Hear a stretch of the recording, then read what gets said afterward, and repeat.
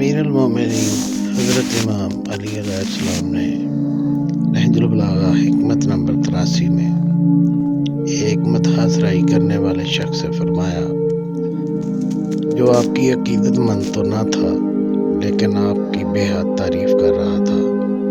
آپ علیہ السلام نے فرمایا میں تمہارے بیان سے کم تر ہوں لیکن تمہارے خیال سے بالا تر ہوں، یعنی جو تم نے میرے بارے میں کہا وہ مبالغہ ہے، لیکن جو میرے بارے میں عقیدہ رکھتے ہو وہ میری حیثیت سے کم ہے۔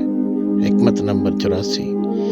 تلوار کے بچے ہوئے لوگ زیادہ باقی رہتے ہیں اور ان کی اولاد بھی زیادہ ہوتی ہے۔ حکمت نمبر 85۔ جس نے ناواقفیت کا اقرار چھوڑ دیا وہ کہیں نہ کہیں ضرور مارا جائے گا۔ حکمت نمبر 86۔ بوڑھے کی رائے جوان کی ہمت سے زیادہ محبوب ہوتی ہے۔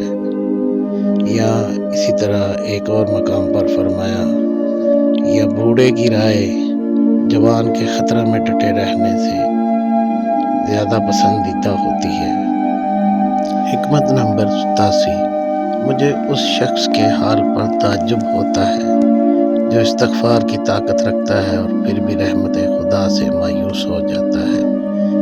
حکمت نمبر 88 میں امام باقر علیہ السلام نے یہ ارشاد گرامی نقل کیا ہے کہ روئے زمین پر عذاب الہی سے بچانے کے دو ذرائع تھے، ایک کو پروردگار نے اٹھا لیا یعنی پیغمبر اسلام صلی اللہ علیہ وآلہ وسلم، لہذا دوسرے سے تمسک اختیار کرو یعنی استغفار، کہ مالک کائنات نے فرمایا خدا اس وقت تک ان پر عذاب نہیں کر سکتا جب تک آپ موجود ہیں، اور اس وقت تک عذاب کرنے والا نہیں ہے جب تک یہ استغفار کر رہے ہیں۔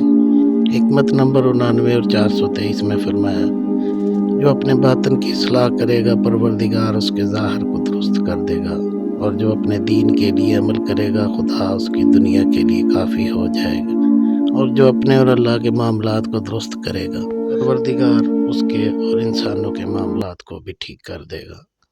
اللہم صلی علی محمد وآل محمد۔